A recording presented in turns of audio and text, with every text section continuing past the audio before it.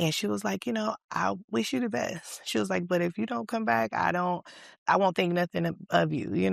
And I'm not gonna say she encouraged me to drop out, but she saw how much I was struggling.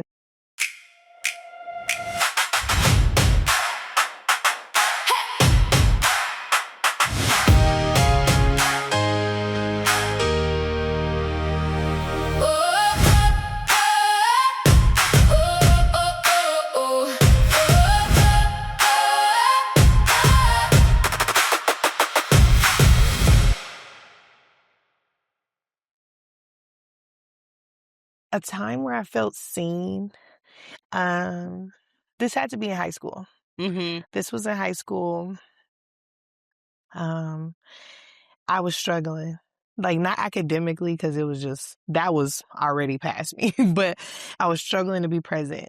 I was struggling to, um, like just get things done. I was in the street life, and one of my teachers, her name was Miss Cassio, Miss Tina Cassio. She is a beautiful divine spirit, and I was so happy to like be around her. Mhm. I remember when I used to see her, I was like, "Oh, I like her energy. She's like cute." Yeah. She was like a younger vibe coming into the school, and she noticed that I wasn't coming or I would come late. And one day she just asked me, like, "Is everything okay at home? Like, you good?" And I explained to her, my grandma's sick. At that time, I was a junior in high school, and my grandma had gotten bedridden. My mom was back doing drugs. Mhm. And so it was really nobody at home to take care of my grandma. And she was in a big hospital bed. She needed to be washed up, clean. Mhm. So I took on a lot of that responsibility.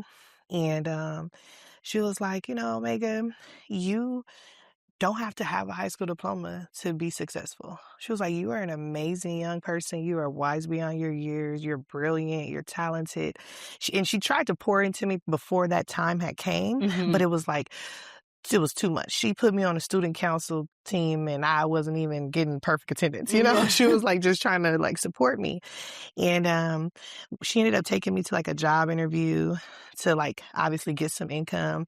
And she was like, "I wish you the best." She was like, "But if you don't come back, I won't think nothing of you." And I'm not gonna say she encouraged me to drop out, but she saw how much I was struggling. I was going from Compton to downtown Long Beach on a train just to get to school, barely having the money to do that.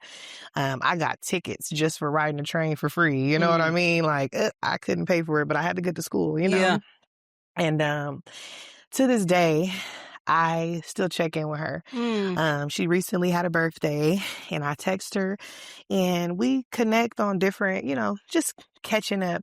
And she's like, "I'm so glad that I got to meet you and see you on your journey." And but that was one of the first persons who I can like remember, and I remember because I was open to receive it. Yeah. I'm sure throughout my childhood, I was around people who were trying to support me and they did see my potential, but I wasn't ready for it. I was still kind of young. And so Miss Cassia was one of the first Mm.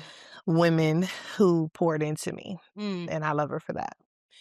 And what's so powerful about that story and Miss Cassia is that she saw the bigger, like, what was happening. And I think sometimes we we don't, but Hmm. systems, young people that are dealing with a lot, like, just go to school and not address all these other barriers in their lives. And I see you doing that work with young people Definitely. too. That what would you what would you want your younger self to know